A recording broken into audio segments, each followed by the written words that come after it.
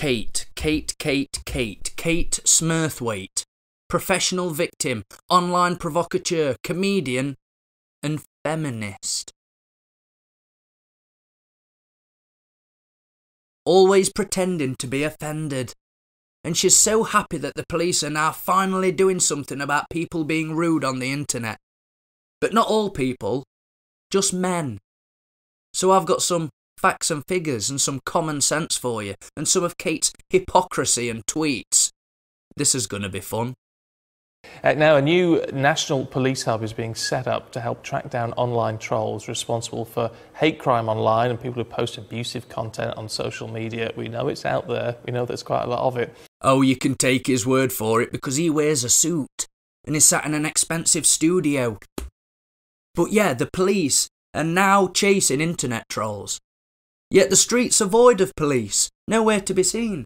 They're either swanning around in squad cars, monitoring the bad habits of drivers to collect revenue for the state, or they're sat in a nice, warm, comfortable office, scouring the internet for bad language.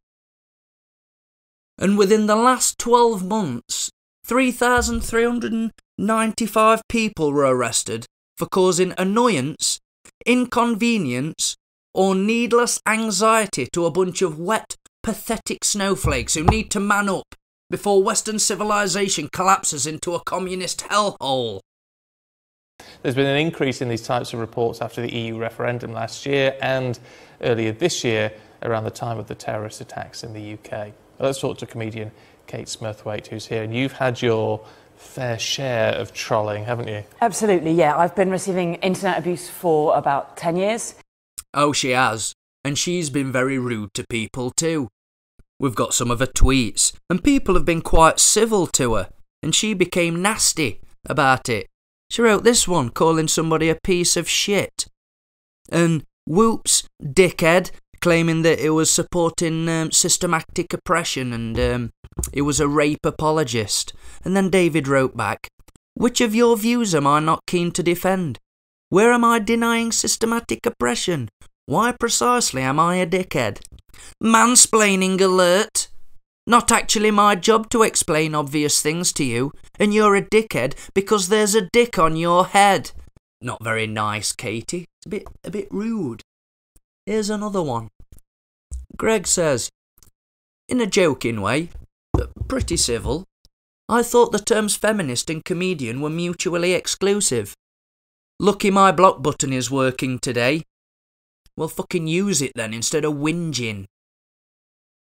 That's not a very funny rebuttal. I bet you have a really small dick. And she wonders why people react with bad language sometimes. And this is nothing compared to the sheer hypocrisy I'm going to show you in a minute. How many feminists does it take to screw in a light bulb? None.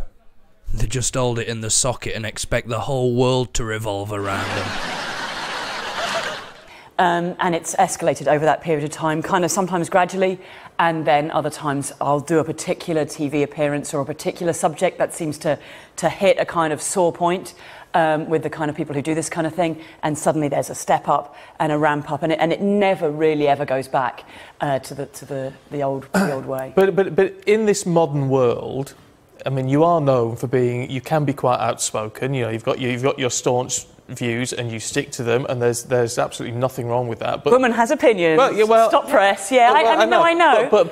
But God forbid a man has an opinion. God forbid somebody is rude to her. And it's absolutely fair to say. Do you therefore expect some sort of retaliation? I mean, of course, whenever you go out and you have an opinion, you expect someone to say, I disagree with you, and I think you're wrong for this reason. I mean, and I would never describe anything like that as abuse. But I'm talking about, stuff that comes over that is specifically using aggressively sexist language, that is rape threats, that is death threats, that is all of this kind of stuff. Now that's awful. A crime. And those people should be dealt with the same way as if it happened on the streets.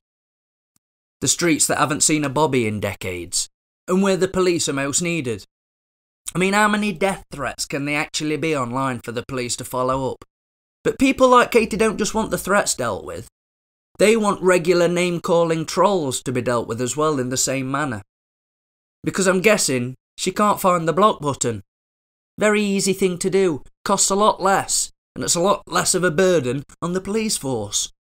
But we've still just got to take her word for it though, because this is the person who flips out over the word darling.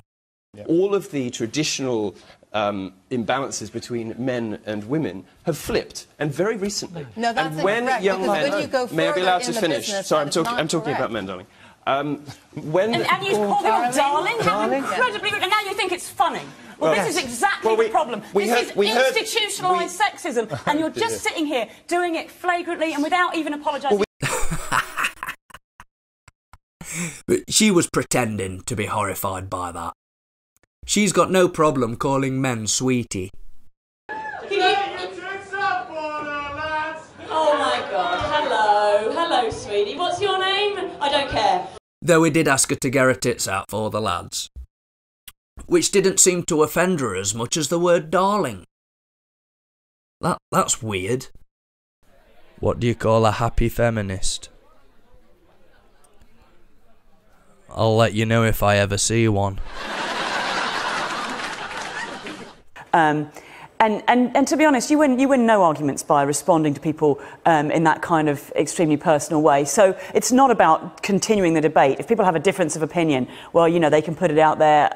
You know, I'm not one to refuse to come and have that conversation. So it's definitely not about that. What astounds me in all this, I mean, and this hub hopefully will reduce this to an extent and make people more aware of the consequences of what they say. But what astounds me is that when people are given a platform to speak to people they see on TV, that these opinions are actually out there to begin with. These levels of violence, even if it is only in terms of language, it's still very threatening. No, it's fascinating, isn't it? It's something like 50 years since Germaine Greer said women have very little idea how much men hate them. Well, thank you, Twitter. Message received. Men don't hate women. Never have. This isn't the Middle East. Women have always been protected and provided for by men. Women have always had first privilege to the lifeboat on a sinking ship. Whilst men go out and do brutal labour to provide food and shelter for women. And men get down on one knee, bearing gifts of gold, begging for the woman to accept his hand in marriage. The very thing that provides the most support and protection for women in human history. Marriage. Oh, but that's ownership of women. Horse shit. Men were always told to take care of women, open doors for her, watch your bad language in front of a woman, offer her your seat. Feminists have took a privileged class of people, women, and convinced them that they're oppressed. And the ironic thing is, feminists are quite happy to invite in untold numbers of migrants from countries where women are actually oppressed. It's a sick kind of poetic justice. And it's why people say feminism is cancer. It's eating away at the very thing that keeps them safe and society stable. Masculinity, marriage. How many men does it take to open a beer? None. It should be open when she brings it to you.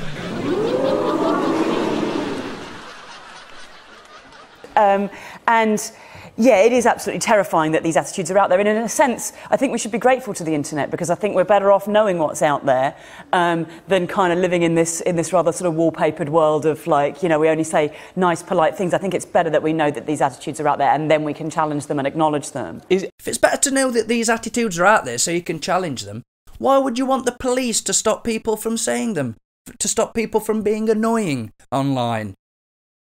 You make no sense, Katie.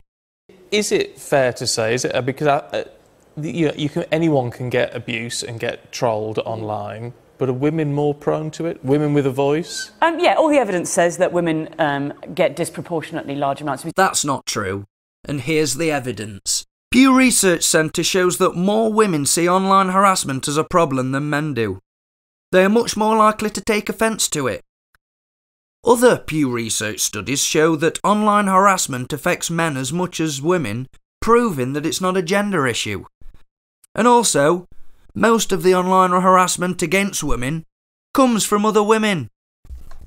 As much as 50% of the sexist harassment women face on Twitter comes from other women, according to findings released on Thursday. In an international study of tweets posted over a 3-week period, British think tank Demos searched for the use of the terms slut and whore to find specific instances of gender-based abuse online, and discovered women were just as bad as men when it came to spewing misogynistic comments. And here's Katie saying she doesn't believe in things without evidence because she's not an idiot. And faith, by definition, is believing in things without evidence. And personally, I don't do that because I'm not an idiot.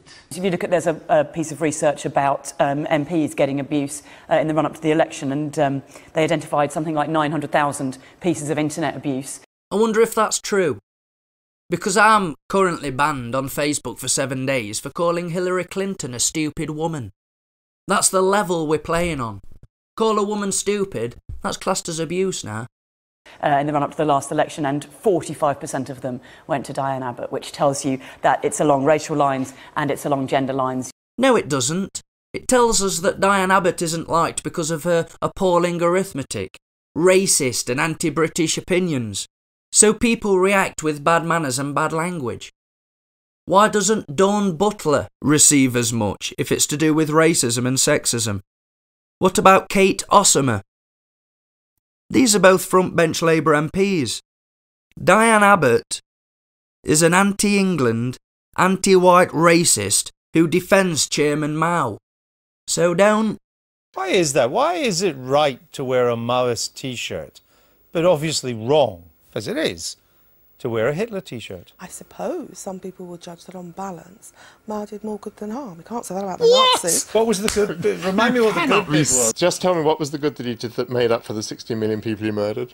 He led his country from feudalism, he helped to defeat the Japanese, and he left his country on the verge... He could have beaten the Japanese too. No, well, and he left his country on the verge of the, you know, the great economic success they're having now. In terms of mass murder, he isn't on the same page as Mao that Diane apparently Well, I thought. was just putting the case for Mao. But I mean, the point about... but like Mao, he did lead his people from feudalism.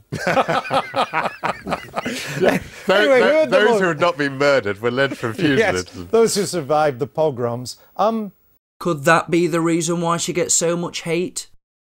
And again, it's not the police's job to police people's emotions. You know, people are being very, very kind of clear. And it's interesting because this new initiative that's been set up will challenge, you know, hate speech online. And that includes race, it includes religion, it includes disability, it includes sexuality, it includes gender identity. It doesn't include being a woman. But according to you lot, being a woman is a gender identity. And you don't include men in that list. That's weird, isn't it? What's the difference between a feminist's vagina and a cricket ball?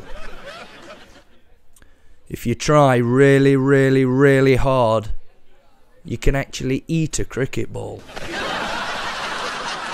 He knows what I'm talking about. You know where I'm on about.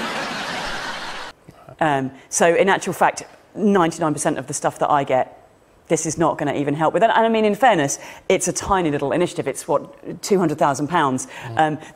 There's obviously no way that you're going to solve a significant proportion of it. That said, I mean, I welcome anything. And, you know, of course, all those other characteristics should be defended. And the fact that something is being done, you know, I think is really significant just in terms of the message that it sends out. Because if there are people at home about to hit the send button, they've, you know, they've gotten into a rage, they've typed it all in capital letters, and they've got their finger on the send button. Hopefully, the knowledge that something is being done, however, you know, at this stage we have no idea how effective it's going to be, but the knowledge that there is a sort of pushback against it, hopefully that sends a message that, hang on, I could get in trouble for this, let's not send it. So all you're doing is putting people's opinions into the shadows, unchallenged. They still hold those opinions, but they aren't out there for people to see and challenge and ridicule and mock and laugh at. Yeah, I think that's really important. That's also Kate. Good to talk to you. You too. Thank you. Would love your thoughts on that this morning at Sky Stephen. But if you want to be abusive, don't bother. Fuck you. if I was to refer to you as darling or babe or something like that, you'd find it offensive? Well, I think offended is quite a strong term. I mean, you know, I'm a comedian in a feminist campaign. I get called much, much worse on a daily basis. No, that's and when incorrect, young because men, when you go may I be allowed further to in the finish? business, Sorry, that is I'm talking not about correct. men, darling.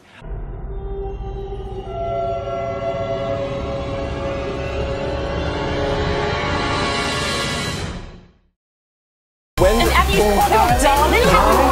And now you think it's funny. You're sitting there laughing. Well, this is exactly the problem. It's not funny. we heard Institutional sexism, and you're just sitting here doing it flagrantly and without even apologising.